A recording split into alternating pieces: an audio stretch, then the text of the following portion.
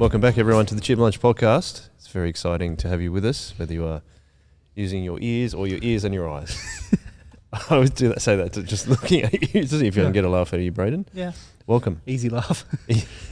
Easy lover. Bit of Phil Collins for your morning. Great song. He's an easy lover, Brayden. I think your husband has a Dill Collins shirt. Phil really likes Phil Collins. Does he? Yeah. And I bought him a Dill Collins with a picture of a pickle on his t-shirt. It's an epic shirt. Well, welcome Thanks. to Kiralee, who's on the Yeah. podcast. We didn't Thank really you. introduce you, but That's welcome. okay. Thank you. I think, did we introduce your husband before Kiralee? Well, we introduced Phil Collins, not Just a Because you Phil. were singing such just a great different song. Phil. I just quickly want to mention that Ethan Yes. is alive. He hasn't been on Yes. Chip Lunch in a while. Yes, he but is alive. It's just the way that Fridays have rolled out at the moment that I've ended up on more. And he's also in Sheffield. He's in Sheffield He's right currently now, in which is Sheffield. pretty exciting. Really? I was texting him Wow. the other day. Because he went to see the Arctic Monkeys, who are from Sheffield, at Sheffield Wednesdays Stadium, Hillsborough. Yeah. But I was very That's pretty excited that cool. one of my favourite bands, the Hives, are supporting them. Yeah. So I'm like, you're going to enjoy the Hives more than the Arctic Monkeys. It's a big claim. But anyway, It is a yeah, big that's claim. why Fish hasn't been on in a little while, but he'll be back. And Yeah, I'm sure Fish. with plenty of stories to tell. Fish is Ethan, if anyone's listening, they don't know why. I don't know, why is he called Fish? It is, I think it was, we talked about this in Lewis's episode or something. Anyway, Did we? a teacher was reading out the role when he was in high school and said crawfish instead of crawshaw. And then, Like crayfish? yeah. Wow. So, and that is, he's been Fish ever since. I like that. I didn't know that, actually. Yeah. Yeah. That's So really he good. became Fish to school friends, and then people didn't know his name because they just called him Fish. I see. And now I kind of use it interchangeably, forgetting that people don't know who Fish is. So Okay, well, everyone will know now. It's out Yeah. on. It's going to be out on the they're all internet. fine. Anyway, let's move on. It's something like it's wholesome. It's not like, oh, he looks like a fish or something like Oh. some high school nicknames. That guy's definitely a aren't Dory. that kind. Definitely a snapper. Dory. Yes, Kiralee, welcome to the podcast. Yes. Thank you. On short Hi. notice, It's my all right. request. Thank you for turning up. Pleasure. I really appreciate it. How are you feeling? Are you excited and nervous, or just nervous, or Yeah, both. blasé? No, not blasé. Excited and nervous. Yeah, cool. Yeah. Why don't we kick it off, Brayden? I always like to give you the honours. The first question. First question. Kiralee, how do you like your hot chips? Yeah, chicken salt. Yes. Sorry We're about on a that. streak. Or not chicken salt, but with aioli. Ooh. So just no salt, Oh no, plain salt. plain salt with and aioli. aioli. Yeah. Okay. A few It's good. aiolis have come on the podcast. Yeah, I feel like it's a recent thing. Like Mm. I don't remember like mayo with chips growing up, but I feel like Oh, not mayo though. Well, it it's has not- to be aioli. Oh, I love Yeah, that. it's just- She's pulled you up on that. just Do you fancy want to mayo. explain the difference? I don't got know. garlic it in it. tastes better. It's- and it's That's got the only garlic. difference, is it? I feel like it'd have Yeah. something else different in it. It has garlic for sure, but I think like it has something Well, else. we just, I don't know. I took my phone out of my pocket. Guys, there's this thing called the internet. Never heard of it. The I what? made aioli once actually. Yeah. How did it go? Yeah, pretty good. You've got to. Immersion blender to make. Yeah, I probably would have. Actually, I don't remember. Mm. It was spin up the oil Yeah. Mm. and the egg. Yeah. So you do A that lot. with mayonnaise too, right? I think so. So Okay. you're right. It probably is the same thing. Here we go. The Spruce Eats is going to tell us. Aioli is one of the hottest condiments in restaurants across the country. Yeah, what is a thick garlic sauce, a traditional condiment from in the cuisine of Provence, France, and it's a place in France, sorry, and Catalonia in Spain. There you go. True aioli is an emulsion created with just garlic and extra virgin olive oil. Oh, So no eggs. no egg. Yeah, that's what it's saying. Okay. Mayonnaise is an emulsion created with egg yolk and oil. So maybe Ah. that's the main difference, Right. but maybe they're a bit interchangeable now. Well, There we you go. learned something today. Well, I thought we were going to learn a few things today. Well, we'll find Just out. one of them. Do you get that from your chips from anywhere in particular, or you just like if I want hot chips, I know where I'm going? I don't really. I really ate a lot of hot chips when I was pregnant. But no particular, like I'm not a regular hot chip person. That's okay. Just wherever. We won't judge you. I do like a hot chip, like chips at a pub. Like, Yeah. yeah, is good. With And in that case, you wouldn't get chicken salt because generally chips at a pub don't come with chicken salt. that's what I was going to say. Yeah. Yep. So, yeah. Okay. Mm. Cool. We happy to move on? I feel like I'm trying to think of an aioli mayonnaise question, but I can't think of anything. But it's I feel like aioli is thinner too. That's what I was going to say. I think mayonnaise is thicker. Aioli is thinner. Would you agree or disagree? I have no idea. You really asked really great questions on this podcast. Thank you. It's my job. You said that you ate a lot of hot chips while being pregnant. Do you have any other memories that you associate with getting hot chips? People have a lot of stories about grandparents. Oh, hot really? chips. No, we used to get hot chips and gravy after school from the Chicken Shack in Engadine. The Chicken Shack. What a great name. Yeah. The Chicken Shack. And, With gravy? Oh, yeah. Wow. That's actually the bomb. Yeah. Yeah. So would you change your answer? Yeah, possibly. Is that because of memories associated with I school? think it's the memories, yeah. That's cool. After school, chips and gravy, yeah. On like a cold day. Yeah. You're like, we hate school. Let's go get chips. I hate that teacher. You know what he said? But they're all like, because they've got gravy on them, they're very soggy. And so Yeah. it's very messy. That part of it's not so I good. don't like the soggy bit. No. That's what we talked about, I think, with Crispy Dan. is better. Yeah, 100%. Except for, and we always give him a shout out, Wang, who puts his chips in the fridge before What? eating them. Yeah. Yep. Because he likes them soggy. Yeah. No, Wow. and cold, yeah. He likes them cold. Wow. And he liked, I think he was saying that he likes, I've repeated this before, but he likes ordering McDonald's chips like on Uber Eats or Deliveroo because when they arrive, they're cold. No good, bro. Come on. That is the outlier on this podcast. Really, yeah, it's definitely a memorable option in terms of all I've the brought, podcasts I've we've brought it done. up a You've number brought of it up. times. Every episode I have to do it now. Remember Wang. Anyway, shall we move on? Sure. Okay. Next question, Kiralee, is how did you become a Christian? Well, I was listening to Fees last week and it was a little bit similar actually. So right. my mum also used to drop me up to a Sunday school at Engadine Anglican Church when I was in early primary school.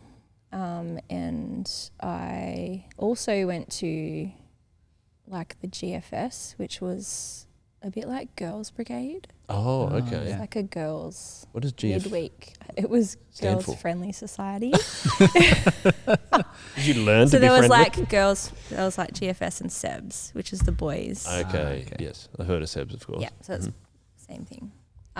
So I went to that through a friend who also wasn't a church family. And then she stopped going, but I kept going. And so I quite liked Sunday school. I particularly liked it when they did craft. And I have a very strong memory about one week we made a wagon. And I have no idea why or what Out of Bible what? story it was connected to. But it was like a full-on wagon with I like don't remember the parable of the wagon. it was like wooden wagon with like wheels and nails and like a fabric top. Wow, that's It was- cool. It was That's very legit. cool. Well, no wonder you liked it. I know, Yeah. it was amazing. So I learnt about God from there. But I kind of developed this idea of God. I did not understand Jesus. I took away from it like we had killed Jesus and that was a really bad thing. Oh, wow, okay. Yeah, and I can remember praying at night time as a child, like feeling very sad about that. And also I definitely must have taken away like our sin as people and I guess our I suppose that God is perfect and that we are not. And I internalize that quite a lot. So that's kind of what I knew and understood about God at that age. And then I got to high school and I had a friend who was from a church, from Engadine Anglican Church.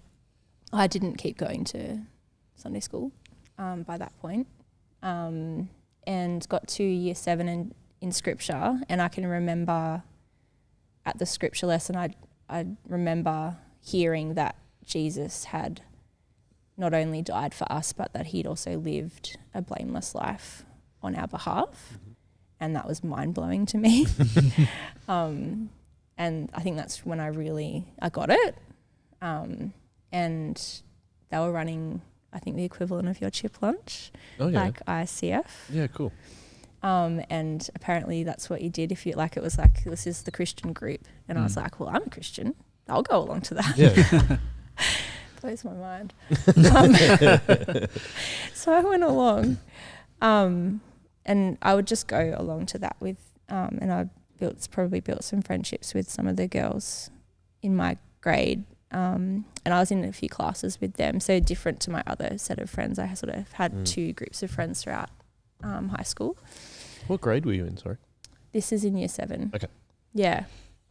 And then got invited to youth and started going to youth, and had a really beautiful youth leader who was just so willing to talk with me, and I was so just wanting to know more about Jesus and wanting to read the Bible, and she would meet up with me before youth every week and read the Bible with me one-on-one.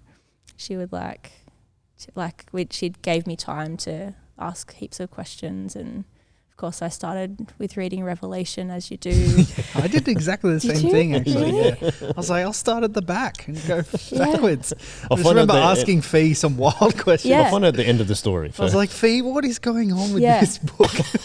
Yeah. She's like, yeah, probably seriously. don't start there. Yeah, that was also Katie's advice. Why don't you start in the Gospels? Is that because you reckon both of you thought it was just like a book? Like a story from beginning to end? Yeah, and I think I just No. thought if I started at the end, the answers would be at the end. Oh, okay. Like, Well, Kiralee just said no. Not for me, but I Yeah. don't. I think it just fascinated me. yeah, it is pretty out there. Yeah, I don't know. Yeah, I don't know. And I kind of was a bit superstitious as a year 7 girl. Like, I was kind of into like palmistry and astrology and all that kind of. Like, could you read my palm right now? No, Oh, not okay. anymore. Maybe Not anymore. I'm out of There- practice. Yeah. But I was just kind of really fascinated in all that kind of thing. So I It's think like a maybe a Revelation, spiritual- that kind of like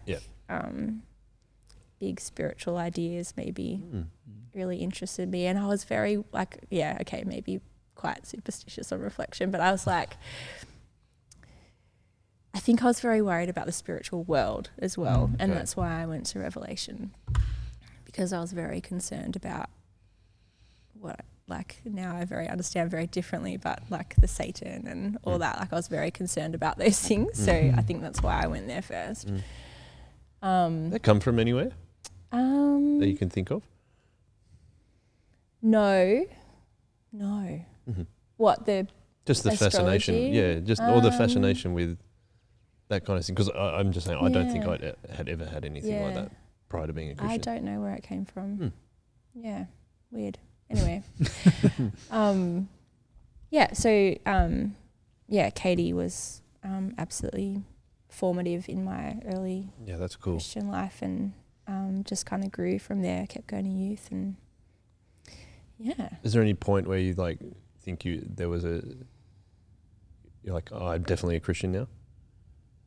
Or was it at that time? It was that moment in scripture, I Okay. think, is the most defining moment of really understanding what Jesus had done. Got it. Yeah. I don't remember any other moments of decision. It just kind of was like obvious. Was there any, some people have said like when they had to make a choice between what like God would want them to do and almost like someone, like even their friends or the world wanted them to do, was there any point like that for you around that time where you're like, no, I'm not doing this, or I'm doing this instead? I think constantly. And I think in that I don't know, in that like teenager time, I think because I sort of started to follow Jesus so early, it became my identity quite early in high school. So there wasn't really so much of a big moment of choosing one way or another, but there were lots, like so many things. Like my main friendship group were not a church going group, and so the main time I spent with, like the main people I hung out with, didn't go to church, didn't follow Jesus, but I was very committed to trying to share Jesus with them. So, yeah. What did that look like? Tell us. You're laughing, so something funny's got to happen there. Well, I don't know. Like I just, I took that role quite seriously as a very young person, and that's why I'm laughing, because I was quite young, but I took that really seriously. And like I was the kid up, like by year 11 and 12, it's because I ended up being a prefect in year 12. And so I'm like, I'm the kid up on assembly, like announcing ICF and like corralling the troops. Come on, Christians. Yeah, like we did like you guys did hot chips all the time, but we would do that occasionally. And so, we'll kind of. I would say a guy me hot chips wasn't very regular. Oh, right. So okay. I think it's gone in waves. It's been times of no chips and times of lots of chips. So lots of moments of choices and moments of times that I guess compromised as well. We still do that now. I think I do. Anyway.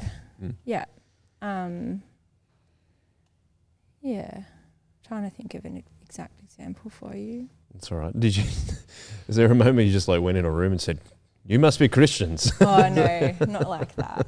More just like I was just very. You should come. Yeah. You should come. Just I invited a lot of people. Yeah. You must have had good relationships with a lot of people at school to be able to do that, though. Yeah. Which is no mean feat. Like, I did have a lot of friendships. Yeah. I didn't. Okay. I don't friendships. I don't know, but I think. Those days I don't know. Like I think I was known as the Christian. Like. Oh, here she comes. Do you know what I mean? Like, not in a terrible way. Yeah. But I think and I probably would have copped a bit of flack for that sometimes. Yeah. How did you deal with that then? Because if you go home from year 7 and you said it became your identity, you must have got pretty good at it. It would have been later, probably. So it probably would have taken a few years to get to that point. So I'm just thinking through timeline. So year 8 and year 9. So I'm talking probably year 9. So just context, my dad passed away when I was in year 9. He had leukemia, and by that point I was quite really committed to being at youth, and I'm just trying to think in my head where I was at. That's all right. Because and it blew my mind, our youth leader at the time came along to his funeral, and not just the leader, but the equivalent of the youth pastor or whatever, and that meant the absolute world to me, that he was there. So I suppose by year 9, but it was probably more senior high school that I was really looking to. I think I took probably the Great Commission to go and make disciples in the world quite seriously, which is good. Do you think you're still? And I still do. Yeah, I was going to say you're still the same now. I still do, and it might lead into the following question of what I would tell my younger self. But I think sometimes I took my role in that a bit too seriously. Taking on yourself rather than letting God do the work. Yeah. Okay. Yeah.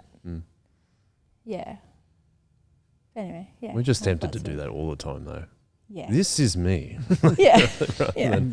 So, what does later high school look like for you? You're obviously still very committed to going to youth group, which is really cool. Yeah. Did you what about around the time of the HSC? And do you have any plans once you finish school, what you wanted to do in terms of career or whatever? Yeah.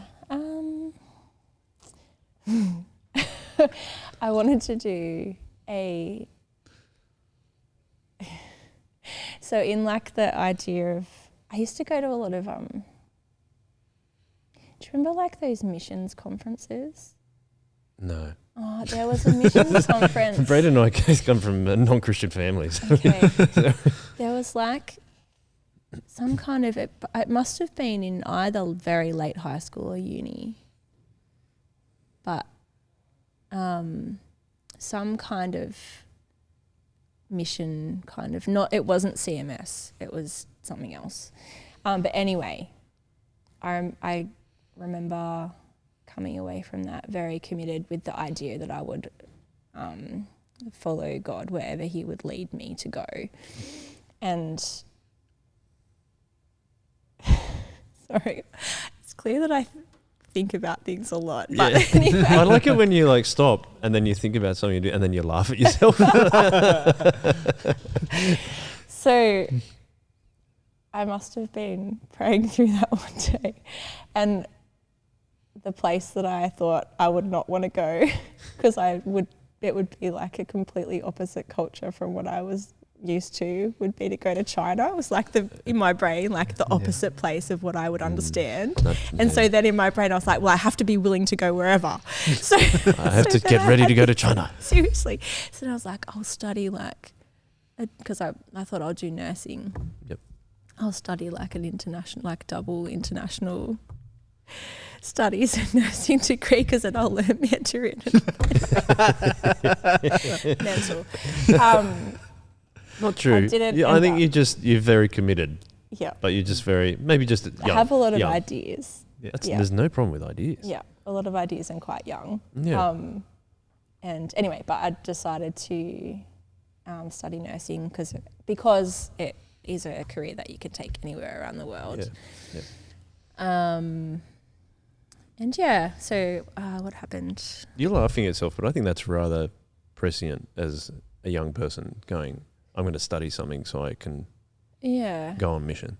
Yeah, I know you're giving yourself a bit of a hard time there. Well, I don't know, like I definitely take myself way too seriously sometimes. So, and that's something that I've needed to grow through in my life. Okay. So it's good to have a sense of humour about it. Yeah. But, yeah, like I just really have always really felt the burden to, in a good way, the burden to share Jesus, because he's just wonderful. So, yeah, I guess that's part of that. Did you end up going anywhere? No. No. No. I've like when Phil and I later were married, we did like a very short-term thing over in Mozambique, but it was like a 2-week thing. Okay. Yeah. Like more like exposure. Yeah. I would like to come back to that though. As long as I can spell Mozambique while I'm writing it down. Yes, did it. Yeah, but I suppose like when you're asking me about decisions, like practically what that looked like often is, because I was also so I'm thinking like either during high school or during uni, like you're also working part-time to support yourself financially. And so that would mean that I would be, when I was at youth myself, I'm at youth Friday and I'm committed to church on Sunday, so the only time I can work is Saturday night, and that's always the roster that I request, and that means practically that I was not available to go out to the stuff that my non-church going friends would go to, like, and I was very much in there, like we still are actually, or like we still have a very tight friendship. That's nice. Which is awesome. But yeah, like even now, like they'll recount the stories of those parties and they were wild. And I wasn't a part of a lot of them because I was usually working.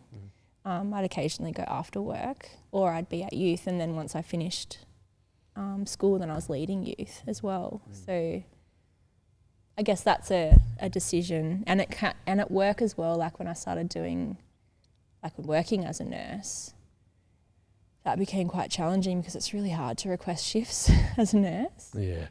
And at the time, what I felt was right is to be committed to like youth and church. And so that was actually really hard because Phil and I got married like the year that I started nursing. And so we had hardly any time together because I'd be either leading youth or working evening shifts and it was hard. So I didn't last very long in shift work actually. Yeah, I don't know how people do it, by the way. I think in shift work. I moved to community nursing only like 3 years in. Because it just didn't work for our life. Yeah, I mean, you're talking about your marriage. I don't know how it works for you, even if you're single or whatever. It's just like... Yeah. Oh, it would work for me if I was single because I'm quite a night, like an evening. Oh. I get a second wind at about 9 o'clock. Mm-hmm. And I'm quite happy to stay up late and sleep in, which doesn't work with parenting. No. So I've had to learn to not live like that. But if I was a single person, evening shifts would suit me quite well. Okay.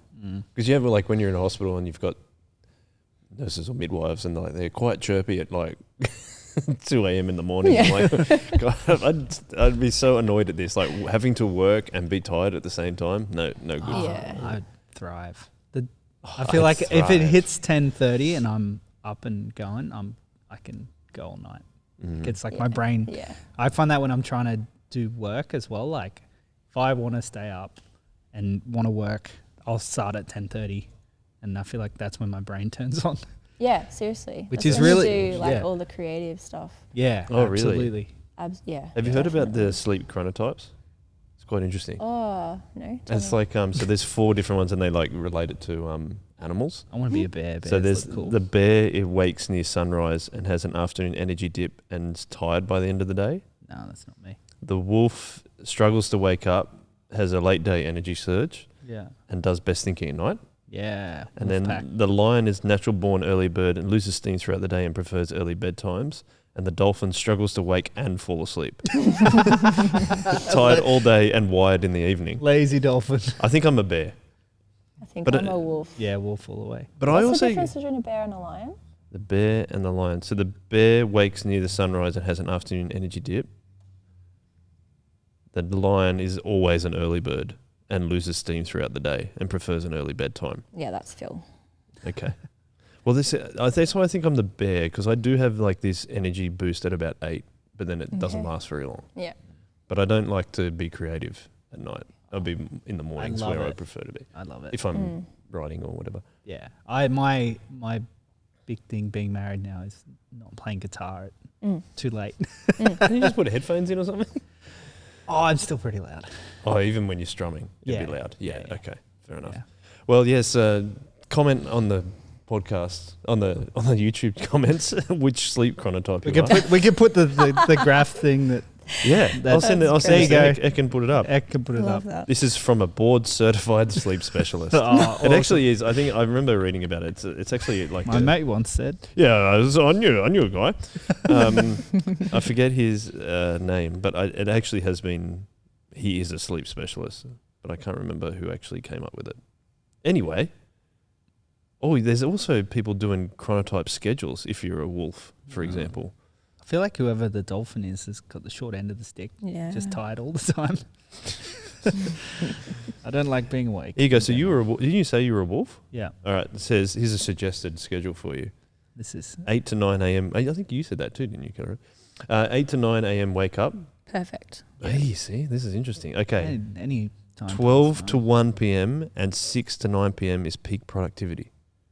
Do you reckon that's true? 6 to 9 p.m. seems early. Yeah, I feel like it's a bit early. Okay. 9 to 11 p.m. wind down and relax. 12 a.m. go to bed. Yeah. I feel like my problem is if I'm still awake at like 11 o'clock, like say I've gone to bed a bit late or I'm like was thinking through some things while I was trying to fall asleep. It's 11, I'm like, oh no, now I'm awake. Yeah. Now I'm not going to sleep for at least another couple of hours. Oh, really? Okay. And none of that works with parenting. No. It really doesn't, does it? Yes, 3 of my family are early birds and the other 2 are not. So it works really well because I'm always up. Where were we going for that? We were chatting about nursing and how that Oh. worked quite Oh, because we're talking about the decisions to prioritise Yes. being at church because it's important. I actually respect you heaps for that, because I don't know if there is. Not every young person decides to do that, but I think it's really important. I think it also, like we've talked about discipline and stuff before, like having something that's important and you're like, this is happening every week, helps you kind of massage your week in a way that, I think making God and his people a priority really makes a difference to your life. That's what I was trying to say. Yeah. And like as well, no judgment if you can't do that, because it was like God's provision that I was able to I was able to I would trust God for, like, I don't know, it's hard to explain, but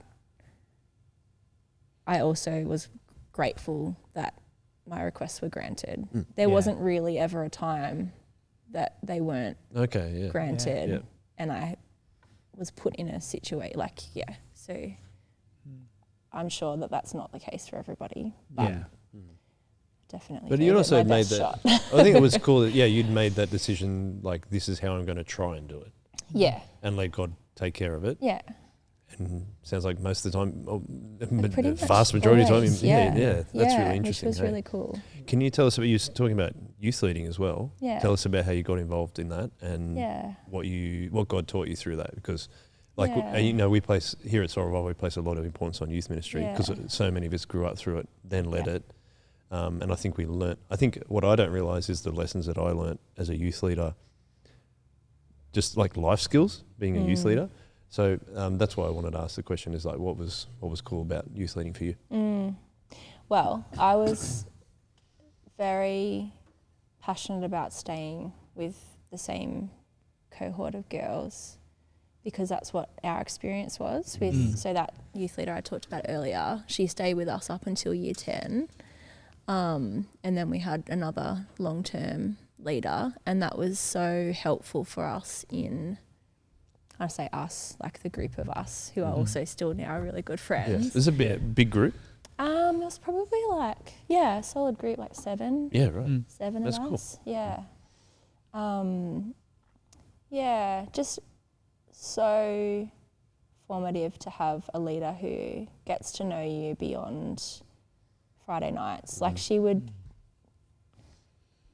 bless her, she would meet up with us also during the week just to hang out with us after school. She called it, and we would do craft together. Oh, you would have loved it. You built a wagon? Yeah. We made cushions, and we called ourselves the Sisters in Christ, or SICK for short. Fully sick. And we sewed these little fabric cushions with SIC on them, and just all the camps and stuff. We were really, really close, and we, having her to talk to about real life stuff, like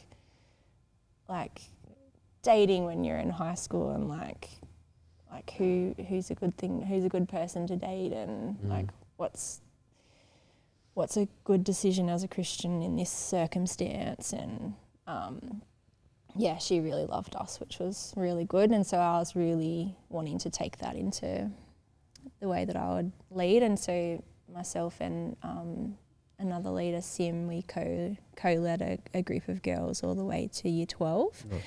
Nice. I very love them very much. One of them's just had a baby.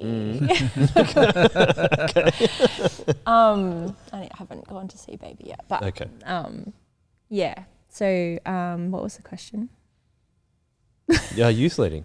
It was really just about youth leading. So you just told us then why you were so keen to do it, because you had someone that invested so much time in you guys. Yeah. Oh, and what I learnt. You wanted to do the same thing, obviously. Yeah, just I think having deeper relationships with the girls beyond just Friday night, and like what we do, you guys. Sorry, I say you guys because I've only been a part of this church for 2 years, so I definitely feel still a while a part of Solis, but I didn't grow up here, so that's why I say you guys.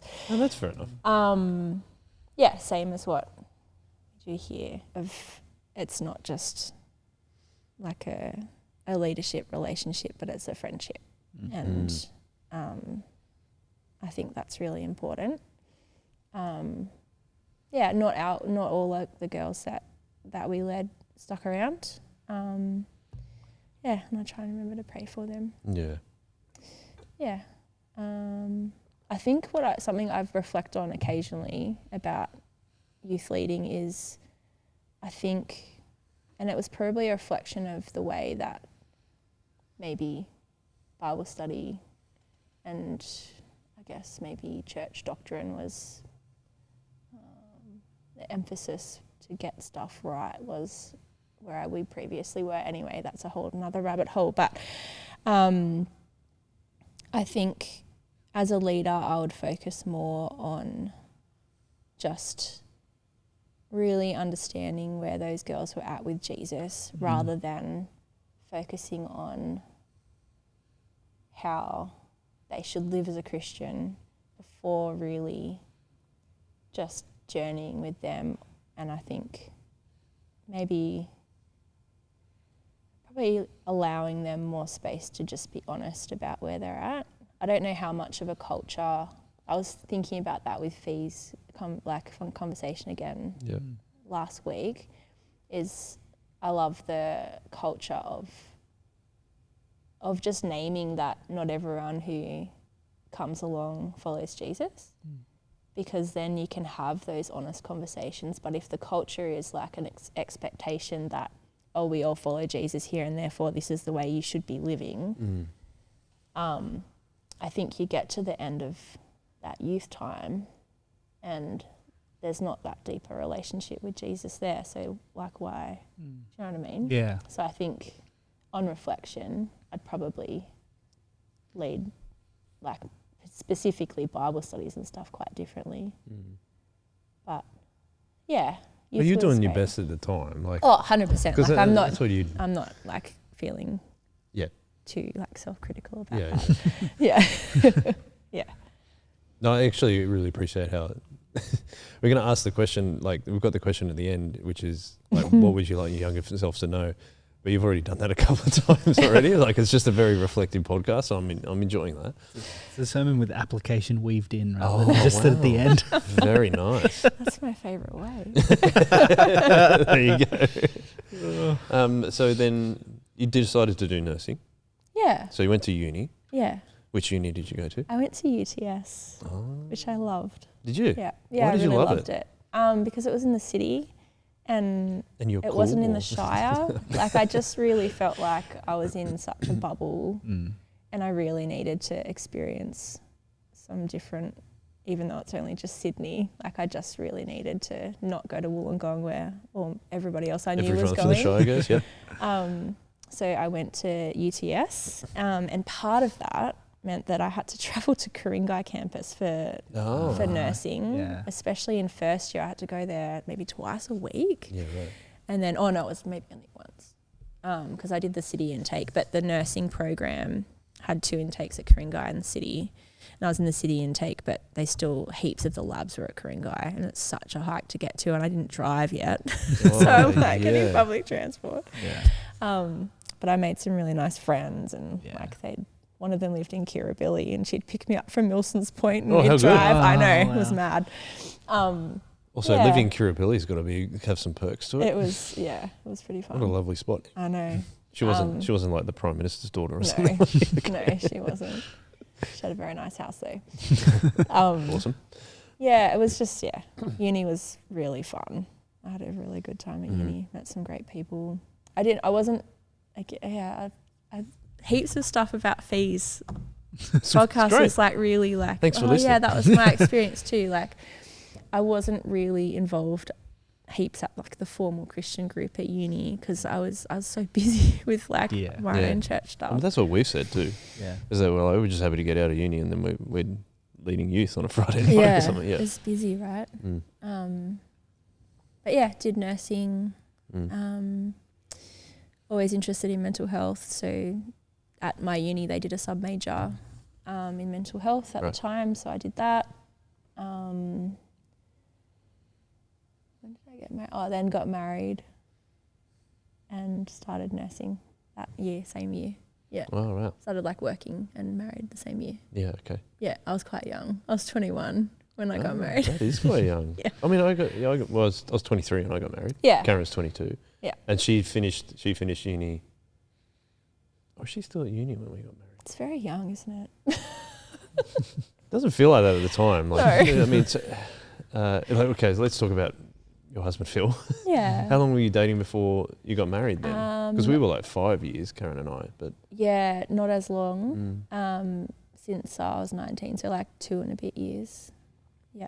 Yep. Before we got engaged. And so getting married, Yeah. but then starting nursing, and you Yeah. said then you got church. So It was a lot. yeah, there was a lot going on. It was busy. Yeah. Yeah. Talking about reflections, would you done it slightly differently? Looking back probably on it? It was fun. It was okay. How did you meet Phil? Oh yeah. At church, but he's 4 years older than me. And that's something actually. So something that was a challenge, like growing up, because my family, like my mum believes in Jesus, but she doesn't go to church. And I think they felt, my mum particularly, and also there'd been a lot going on. Like Dad passing away was a lot. Yeah, of course. But she really felt, and my brothers, who don't love church, really felt like it was becoming like an obsession. They're like, I can remember my mum being like, it's good to have a little bit of faith, but you don't need to let it take over your life. And I was like, that's kind of the point, Mum. Like, yeah. So what I was going to say was the reason I remember that in this context is because we had it like a youth church service at a 5 o'clock time on a Sunday, and I wasn't allowed to go to both, like the youth and the evening service, because it was too much church. Okay. No, I had the Too same thing. Though my parents have no faith whatsoever. Getting But it was like, we're dropping you there once a week. We're not dropping you there twice. Yeah. It's not that far. Yeah. It's the same suburb. Well, graciously, she would let me go Friday and Sunday. Like, she's a very, very generous person. Yeah. And so, yeah, but I wasn't allowed to stay for 5 hours like all my friends were. Yeah, right. So the reason I'm telling that story is because I didn't then meet Phil until much later, because he was that like sort of not whole generation older than me, but like enough of a gap that he was just at the evening service and I was at the younger service. So I met him when I sort of was old enough to organise myself to get places and was allowed to do both. Yeah, right. Was that like based around you getting your license? You're like, well, if you're not driving, I'm driving for 5 to get there for 5 hours. I don't know how I got there. Friends. Yeah, maybe friends, because I Jetpack. didn't get my license until later. Okay. Yeah, anyway. That's cool. Do you remember first impressions of Phil? Oh. He was wearing his cycling lycra Nice. up the top, like out the front of church. Not a good first impression. You're like, who This is is like that? a memory of, Yeah. I love it. and I think it was like way before. So it was probably more like when I was at younger church, and he was just like that guy who wore the cycling lycra who plays the drums. Who's that creep? Because the reason he was doing that is because he did this thing called Bikes for Bibles, where he cycled from like Perth to Melbourne. Yeah, and Chris was raising Stevens has money. done that too. Oh, right. Yeah, he's done Perth to Sydney and Cairns to Melbourne Right. as well. So Phil's So obviously done that too. The reason why he was doing that is because he was raising money. Oh, stop parading around in your cycling gear. I know. He's like, oh, and then you find out later, he's riding for bikes. Is that when you found out he was riding, like raising money for bikes, is that when you're like, hang on? No. Because that's like way before. Okay. Like I just remember that. I think I was dating somebody else at that time. Okay. Yeah. I was just thinking the Kiralee that I've heard about would be like, oh, he's raising money. Maybe that for Bibles.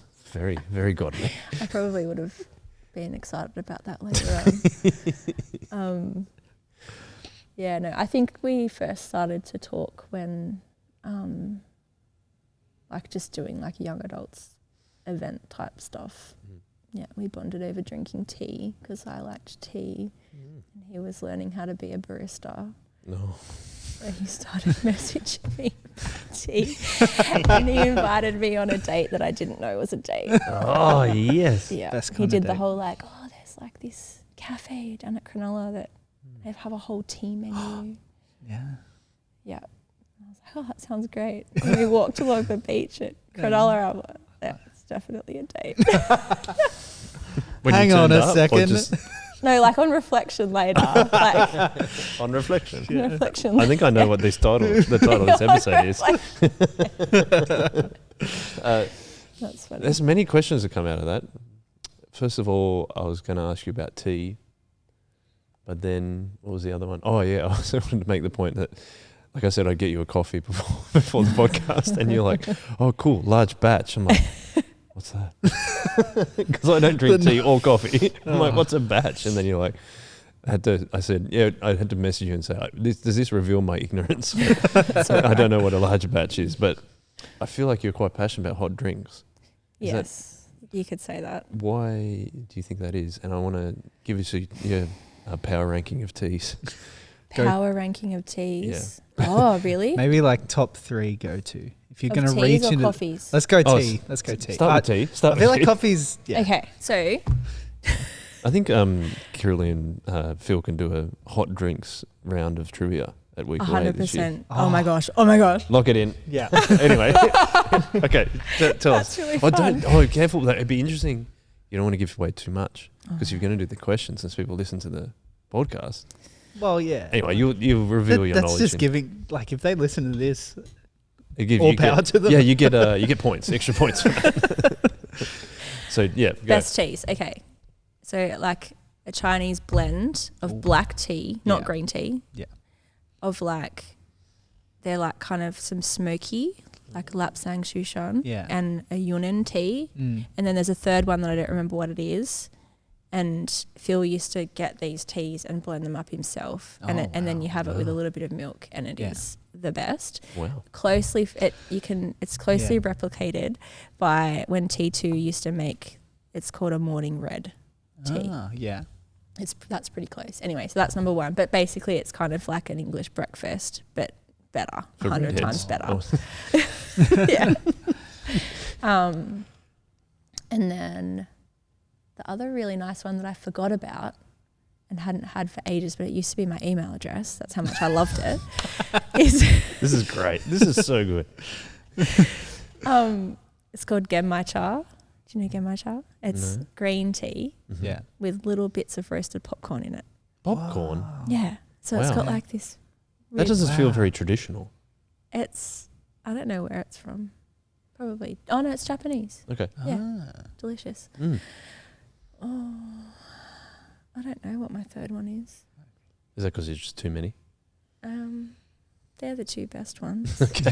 What's like, if you were to reach into your cupboard today, what would you pull out? Like, do you have those 2 on hand, or is there something you would just pull out? because life gets busy. Yeah. I feel like it's expensive as well. And yeah. Yeah. No, Phil just gets the like breakfast blend Yeah. in his work Ah, and brings it home. So we don't have to pay for tea or coffee. yeah, that's a good pretty idea. Yeah. That is So I pretty think good. it's like Camellia brand or something. Okay.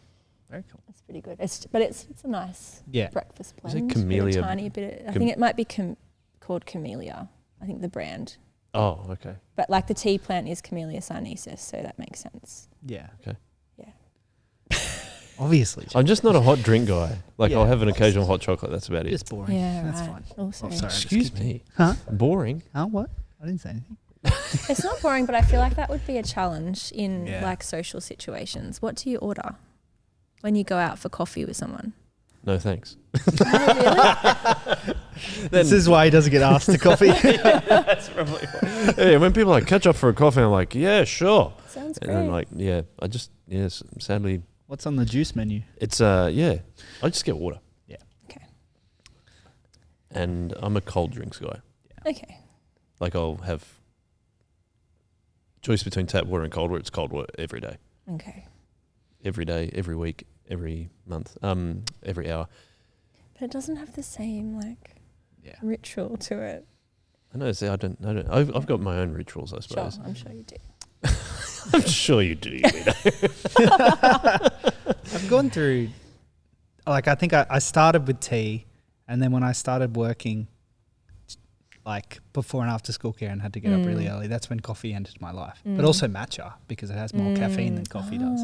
Good so to I know. have had matcha in I would- a couple. I I don't got mind really it. into that for a while, and now it's just coffee Yeah. all the way. I think I respect I make Karen, my wife, a coffee. I just can't drink it. I've got I said this. I make this joke. I've got enough bitterness in my life before I add more. I just can't do the bitter Bitter taste. coffee, it wouldn't be bitter. I know that, but I've had what my wife tells me is good coffee, and I'm like, nah, I can understand. I even like the smell. I loved the smell before I liked the taste. Yeah. I think I always liked the smell of it. Maybe it's just a midlife crisis point for me. So I'll start drinking coffee. Oh, well, you're well past that. Things really went downhill to have coffee. That's the thing. I respect people that are like really keen on it and really interested in it, and like the ritual part of it and all that stuff. Like, but I can't do hot drinks. Like, I once described tea as just lukewarm bathwater. Oh, but yeah, if you're drinking If it lukewarm is tea, bad tea. then it's not a good time. Yeah, but The hospital tea is dirt tea. It's basically just scooped up dirt, put into a tea bag. It's really good. it's really good. No, it's I terrible. thought you were like, there's people like they ask like head chefs, like big famous chefs. They're like, "What's your favorite meal?" And they're like, "Oh, I love McDonald's." That's what I thought that's what you were going to say. Like, I could have this amazing foie gras or whatever, and then I could just have A Big Mac. yeah, exactly. But it seems like it was a shared love between you and Phil. Is that right? Of hot beverages. Yeah. It's what we bonded over. Yeah. Yeah. That's where it really started. Probably. That's kind of cool. I though. learnt to like coffee because of him. Yep. Because he was really into coffee. Well, because he's a cyclist as well. Yes, so If you can't, Well, I don't he think you can just be a trained. cyclist in Australia and not like coffee, Yeah. can you? yeah, he just trained to be a barista when I met him. He was a butcher before that. Wow, really? True Do you know? story. This is a funny thing. Karen and one of her friends sorry, I'm talking about myself a bit. Or actually talking about Karen. Well, it's your podcast, though. It is Joel Revival. They were talking about, her and a friend were talking about what's the worst job that you could someone could marry. Like you could marry someone with that job, and butcher was at the top of the list. I'm like, that's a bit rough. And they're like, oh yeah, garbage man's right behind it. I'm like, oh, okay. Fishmonger. Yeah, fishmonger. Yeah. Crap. Yeah, that's no good. I said, well, lucky I won't be. I'm not chucking garbage, and I'm not chopping meat. So, but again, butcher's another thing. It's like not many people do it, but you got to be good at it, and you got to like understand it really well. And so is that Very what precise. is Phil like that as well? Precise. But also What do you like mean? one thing, you're like, let's focus on Yes, making he this is. thing better. Yes. I Very like much those people. so. Very much so. I like mechanics that are Has like that. Special like a hard quiz. And Yeah. It's like, Yeah. this week I've really been getting into whatever it is. Yeah. Oh, Yeah. yeah, I do the Like same the thing. special Just interest. obsess over something for like 3 weeks and then Yeah. obsess over something else. Yeah. Mm. Which I also do. But Yeah. yeah, he's very likes to do things well. But not many things. What that would be like if you're going to have one thing, it's like, let's suppose, just do this yeah. one thing well. Yeah. He always is like, why do you always try new recipes all the time? Just do one. Just perfect do one. one thing well. I'm like, that's so boring. I love this. I feel like you're a bit of a connoisseur of many things. That's what I'm starting to. We like food. We used to spend a lot of time going to like cafes and restaurants and stuff. I think because it's like he's in that industry. And Yeah. we Yeah. went wine tasting for our honeymoon. Lovely. It was good. Mm. And so like the coffee thing as well, it's a bit like wine tasting in that it's like, the filter coffee that I drink. Large It's batch. A large batch. Sorry, just a batch. Is it batch and just the large is the size? Or is it large batches? No, the large is the size. Okay, cool, The yeah. batch is the batch brew. Yep. Because you can taste like the more nuanced flavors of the different coffee Did you have beans. that today? Yeah, that's what you got me. Yeah, I know. I'm saying, did you find that because they told me it was an Ethiopian blend. It was great. And I said, I'll pass it on to the drinker. Yeah, it was great. So my favourite bean is Ethiopian coffee. Okay. Often it has like a jasmine vibe, almost like a jasmine tea floral kind of vibe, and that's very, very nice. Mm. Yeah, we went to Ethiopia as well. It was great. Did you have coffee there? Yeah, so we went to visit coffee farms. Oh, wow. Because Phil's worked for a coffee roaster for a long time.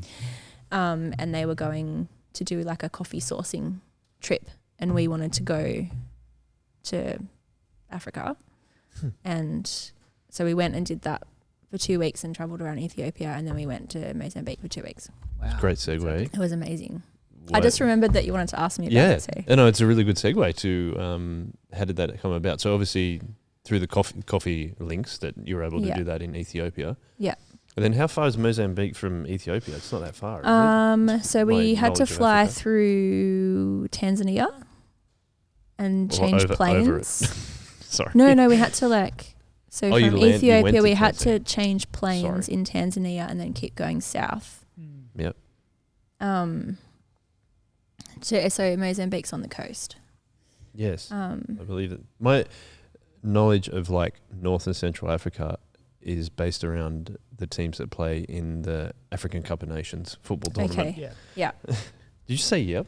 Yeah, well, I agree with that. And also, I remember having to read a book about Mozambique in high school. I don't even remember what the book was, Wow. but Really? Okay. I I didn't really know That's anything about Mozambique until we went there. So we wanted to basically dip our toe into another culture world and do so in Mozambique we stayed in in a mission compound, so run by Iris Ministries that have like a orphanage, for want of a better word, and medical compound, and they also run it's a bit out there, but like a mission school, so people go there for like 2 years and it's almost like a training college. Right. But they also have accept visitors to come and just kind of help with stuff because they feed 1,000 people a day. Wow. So they need hands. Yeah. Okay. So we just were hands and we got to see what life is like and experience and dip our toe in and find just have a tiny taste of the beginning of what life might look like if we went down that path for doing cross-cultural mission. Yeah. And we learnt a lot. Ethiopia is so beautiful. So we weren't doing mission stuff there. We were just travelling around. It was amazing to visit coffee farms and it was really cool. And we travelled to some really beautiful places. And it's lovely talking to Trudy now. Yeah. Yeah, I love hearing her stories. Yeah. I'd love to. Gosh, what country are you more. going to? Ethiopia. She's Ethiopia, Sorry. yeah. Okay. Yep. Long Yeah, time I'd love partner. to do more stuff with her. Anyway, and Mozambique, so it was good. We were staying, I'm just looking at the... We just got the map up. Yeah. Eck, if you want to put the map. You really throw Eck under the bus for the edits. Oh, yeah, I like giving him a chance. Oh, that's where Addis Ababa is the Yeah. capital of Ethiopia. It's turning into a geography podcast. It's fine. We can do a quiz. What on was it this. like? Give us one memory from Ethiopia and Mozambique that really stood out to you and you still really remember, like it really impacted you. The people in Ethiopia, just everyone we met was so full of joy and singing all the time. Yeah. And it was cool and very mind-blowingly humbling. But at one of the farms, they slaughtered a bull for us who were visiting the farm. And I suppose the people were buying their coffee, so that's they were honoured guests, the people that we were with. But they were just so joyful and wanting to share that. So we ate raw bull, and I was like, oh my god, I got so sick. Did you? Yes, but not from that. Oh. Yeah, and like slept under the stars on a farm. Like it was Wow. amazing. But yeah, just beautifully generous, joyful people singing. Yeah, beautiful. That's my memory of Ethiopia. Mozambique was hard, and we learn a lot about like their history. They've just been civil war there for such a long time, and it's just caused such like intergenerational trauma and just a lot of like steeped poverty, and it's just really like, so Iris is trying to help the whole kind of the town break out of that and not just kind of solve the, like go in and I don't know, feed people, but like help it. But like it's make hard. it, Like well, you said generational trauma. It's like generational change for that. yeah. So yeah, it was an amazing experience, and just little things like even just how long it would take to not feel like an outsider, and I think we took that away of like we have, like it's great, like if you make a decision to go and do that, that's awesome, but like you share Jesus in the context of relationships and deep relationships, I think, because God's very relational, and to need to learn a whole new language and culture to be able to do that is a really, really big time commitment. Yeah, it would be. So that's kind of why we decided not to, because we felt like we had relationships here, and it wasn't where God was leading us at the time. But yeah, Still Mozambique. cool to really do. Still really cool to do it though. It was really cool. It was a great experience. Yeah, that's cool. And that was before you had kids? Yeah. Okay. That was 2009. Yeah. Cool. Segue. Looks really good when you say it. Sorry? What did you say? Nothing. Oh, come on. You're the segue guy, aren't you? No. No. I was just breaking up his segue to be annoying. Oh, cool. I'm going to blow up your segue. I was going to ask you about your kids. Yeah. Please got tell us about your kids. Lucy, who is 12. She just started year 7. Asher, who is 10, nearly 11 in year 5, and Mackie, who's 4, and he'll start kindergarten next year. Very cool. Yeah. Something I always ask parents that come on the podcast is, what do you think God has taught you through being a parent? What hasn't God taught you through being a parent? On reflection. Oh gosh. I used to pray when I was a young Christian that God would teach me to depend on him more. Yeah. I think becoming a parent has realised that I need to depend on God and not myself. And I have to keep learning that. Yep. Yeah. In a nutshell. No, I think it makes a lot of sense. Having 3 children myself, Yeah. it does. Like, what? Still have to keep learning? Like that, you know what I mean? Like you still have to keep learning God's grace. It's something we talked about on Dan's podcast that's just come out, and how in all these areas God reveals his character to you. But I think if you're blessed enough to have children, like you just learn so much more about how, if you're frustrated at your children, imagine how frustrated God is at you. And it was cool hearing Dan reflect on that as well. But isn't it funny, like being a parent is just like, it's really difficult, but it's also really rewarding, I think. But I'm just going down a rabbit hole of talking about parenting. Yeah, I think it's a really big lesson in being out of control. Yeah, I think that's right. I think in our Western privileged world, a lot of things are in our control if we're reasonably financially buoyant. Like that word, buoyant. But I think, I work in perinatal mental health now as well. So which is like pregnancy and postpartum mental health stuff at the hospital. And is that mainly with mums? Is Yeah. that what you mean? Yep. I think pregnancy and birth and parenting in our culture is like the first time a lot of us really feel like out of control, because the pregnancy is out of your control. Even if it's IVF, it's out of your control. How the birth goes is out of your control. Yeah, it is. How kids' temperaments are is out of your control. It's like, and I think before that, up until this point, you really kind of have at least the illusion of being in control. But in my experience, and I think in a lot of people's experience, it's the first time it's just like, whoa, this is, I don't have the control here. Yeah, and I think you're right. As a Christian, then it lends itself you going, reminding you to give the control to God. Yeah. Yeah, And that's really helpful. trusting him in that, and trusting that he's good, and I guess leaning into that, like depending on him. Yeah. And he's also like giving you certain struggles to refine you as well. Oh, 100%. And no, sorry, I'm being reflective myself. Then I think that point that you just made is really good. I think, I was a much prouder person before being a parent. Yeah. It smashed me, but in a good way.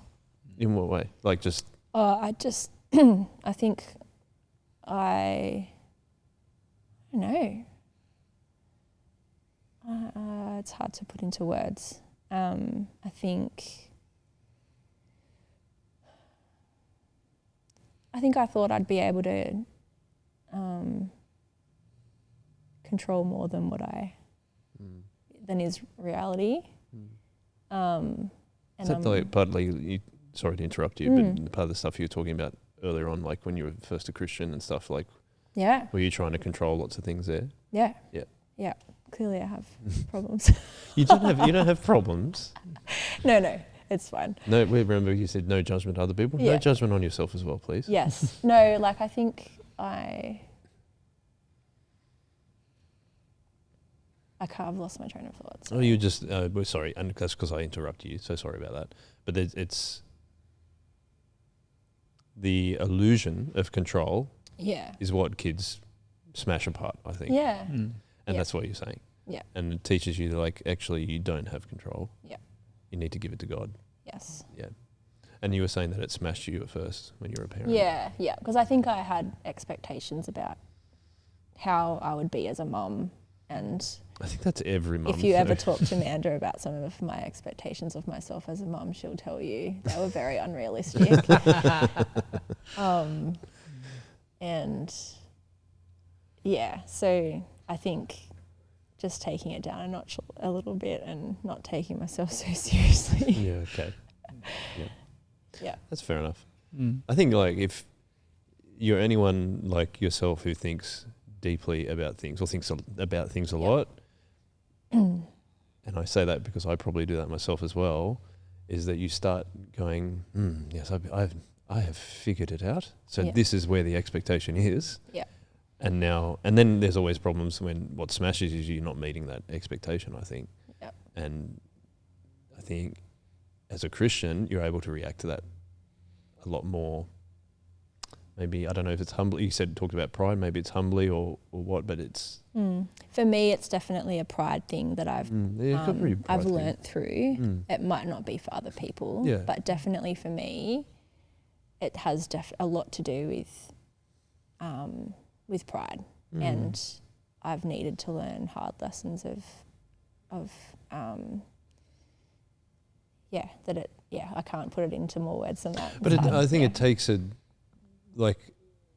you being reflective on it, like it takes a big person to be able to say that, is what I'm trying to say. Like to say that I have been prideful and God has humbled me, but that takes a lot just to do that. Sure. That's what I'm trying to encourage you in, I think. Thank you. Is that, probably, and again, because probably I overthink things a bit too much as myself, is that like, well, maybe if I just, it's also like I'll do all this myself, and then God humbles you and you're like, well, I should have just started with God in the first place rather than going, yes, I know. And then, having that happen. I'm conscious of time because just because we like to get a good, nice, big overview of the lives of our guests, not the guests of our lives. Days of our lives. These are the days of our lives. What's the Phil Collins song I said before? Easy lover.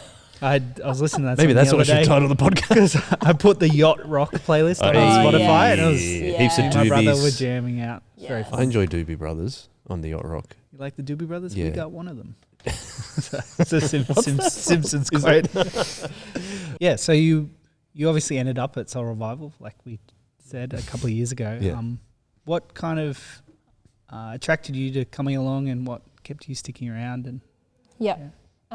So whilst we have had a wonderful upbringing at our last church, and we're so grateful for our experiences there and the foundations of our faith, we were just feeling led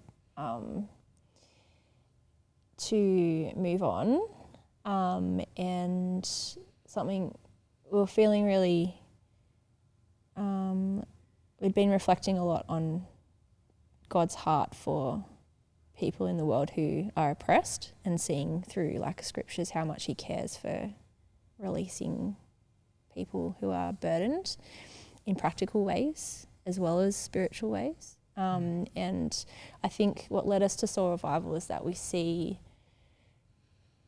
the need for real community who accept a broad range of people and everyone. Like, yeah, we see and saw a community that follow Jesus, which is very important. Good start.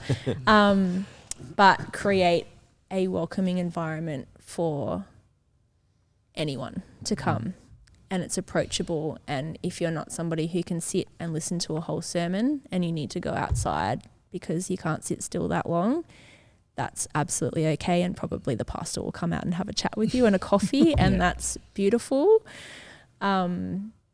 because our experience had been that that wasn't really the case where we were, and it's important. Like we were doing a lot of thinking. We clearly do a lot of thinking. But, yeah, like it's all well and good to go and do something like a practical ministry out in the community, but if you don't have a church community that then can welcome people in so that they can grow as a follower of Jesus, then you need that too, and not just do the practical But you also have stepped into doing ministry, especially playing music and stuff, which is really cool. That has been a big blessing to us, because it felt because we were doing a lot of music at Engadine, like we were leading the music there. And I think it's, well, for me particularly, both of us, like I think Phil's a rather introverted guy. And so to be a part of a small team, like a music team, is a really like good blessing for him. And I don't know if you've ever seen him during church singing time, but he doesn't sing. Like he doesn't like singing, but I think he worships with his hands. And feet. And feet, yes. And music is a really important way that I think express faith and connect with God. So it's been lovely to join the team. We really felt like once we started doing that, and I think as well because then you're part of a closer team and you're serving together, like it just really helps you connect in.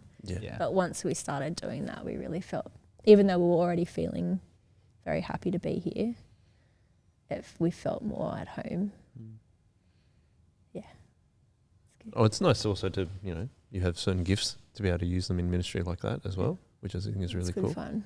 I was on Friday, just sparked a story in my brain. I was trying to get, we're doing things in the auditorium, and some of the kids were jumping on the drum kit and just like making a racket, and I was trying to get them off because they weren't playing, they were just trying to break a drum kit. And Lucy was very funny. She was like, "Oh, don't worry, I'll jump on. I know how to play drums. My dad plays drums." And my point to Lucy, I was like, "My dad's an electrician. Does that mean I should be able to wire things?" And she was like, Yes.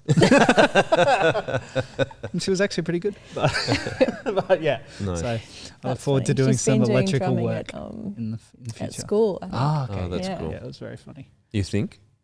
No, she Like- has.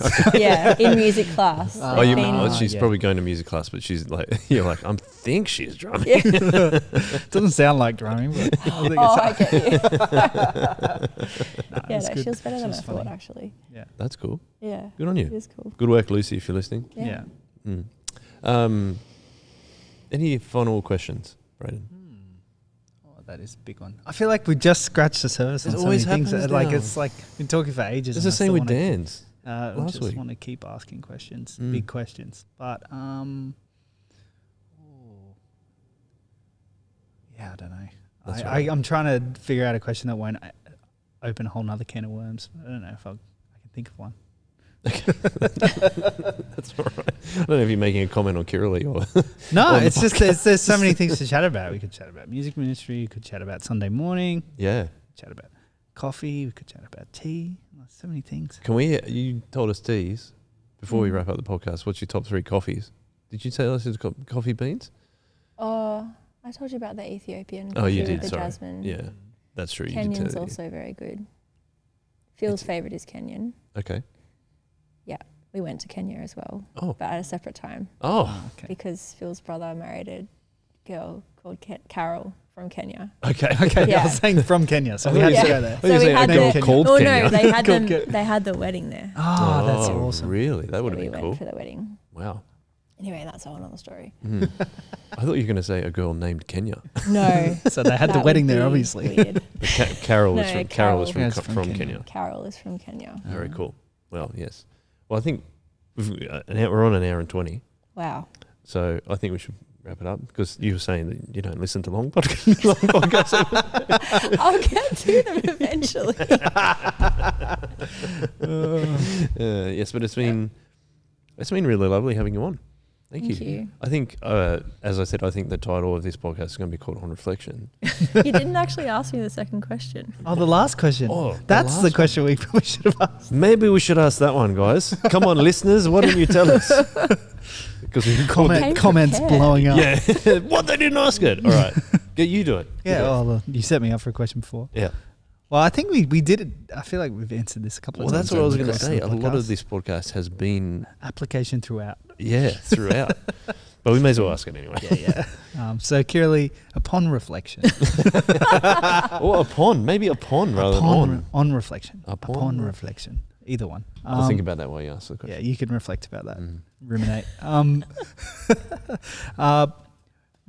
Looking back, if you could tell your younger Christian self something, what do you think you would pass on? That Jesus is really kind. Mm. Yeah. Going back to like the high expectations thing and Not being so hard on yourself. yeah, Mm. like Jesus is really kind Mm. and we are human. Like I think I had part of my, I suppose, devotion and commitment was that I expected myself to be perfect as a Christian and learning that there isn't such a thing and that humans are created in the image of God and designed to be in community in the image of God to reflect his image together, so no one individual human can reflect God's image. We're designed, like the image of God is a reflection of humans in community, so there is no perfect one human. Yeah, so I think learning that, yeah, telling myself that Jesus is really kind, and when you aren't perfect, like it's more about depending on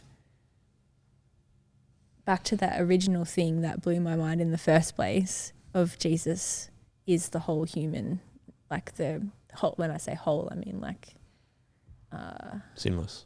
yeah, Mm. human. He did it for us, so Mm. like just keep going back to that rather than trying to, I think it comes from a place of longing to be the image of Jesus so that other people can get to know him. I think that's part of where it comes from. but that also then creates a lot of pressure. So and it gets in the way of, I guess, opportunity, because if you can be real with your vulnerabilities and your, for want of a better word, failures with, like my beautiful dear friends that don't know Jesus, and show them that, and show them that that Jesus is the one that is the way that we have relationship with God, not our own sort of perfection or whatever. Yeah. That is reality. Yeah. And it opens up like a whole level of honesty in relationship 100%. that And the depth too. Yeah. I think that's something that I've realized recently, is just like in everything there is more depth to it when Jesus is involved. When you allow Jesus to be involved. That's what I should say. Yeah. Yeah. And we're called to share our lives with each other. Yep. Not just the good stuff or Yeah. who we're pretending to be. Yeah. Yeah.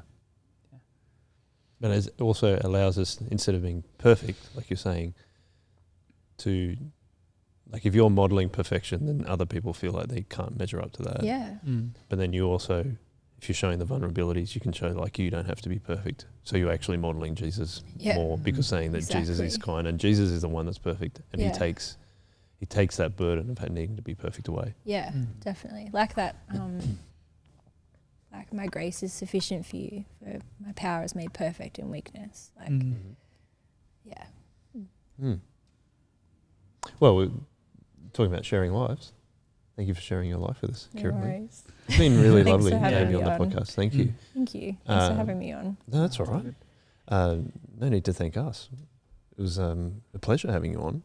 I just think, to wrap it up, I just really like it how reflective you are, actually. Because I think the reason, like you being reflective, really shows how much value and importance you place on your relationship with God. And I think you're like, am I trying to reflect that relationship that God wants? I think you're trying to do that a lot, and I really respect that. So thank you very much for encouraging us in that way, and for anyone else that's listening or watching. I think this is why we do this podcast, is to be encouraged with one another by sharing our lives together. So, but just in a digital format, except for the three of us.